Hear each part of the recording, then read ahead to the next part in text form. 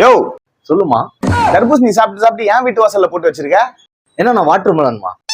இது இந்த சீசனே இல்லையே. அம்மா இது வாட்டர் மெலன் சீசன் இல்லம்மா. ஆனா இந்த பிக் பாஸ் சீசன்ல வாட்டர் மெலன் இருக்குல்லம்மா. அதனால தான் அதை பாக்குறதே இல்ல. அம்மா நான் பேசிட்டு இருக்கிறதுனால உன்னால யாரும் கண்டுபிடிக்க முடியலமா. நான் நடிச்சேன்னா நீ கண்டுபிடிச்சிருமா. எது உனக்கு நடிப்பு வராதுன்னா? இதனாலதாம்மா என்னால வீட்டை விட்டு வெளியே வரவே முடியலமா. ஏன் செங்கலி போட்டு கட்டி வச்சிருக்காங்களா?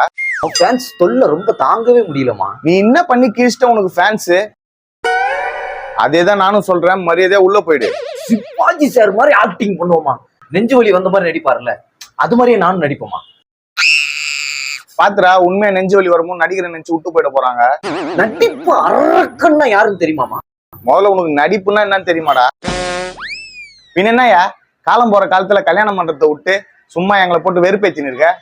ஏன் ரேஞ்சுக்கு எந்த பொண்ணுமே செட் ஆகும். கீழ் வீட்டு ரேகா என் அளவுக்கு அது எக்ஸ்பிரஷன்லாம் வராது. அப்ப எதிர் வீட்டு சாந்தி என் ஸ்டேட்டஸுக்கு வந்து செட் ஆகாது. இல்ல நம்ம வேற ஏதாவது பேசலாம், எனக்கு வாயில ஏதாவது வந்துடும். அப்புறம் சொல்லு பாரு. இவங்க ஓகேமா.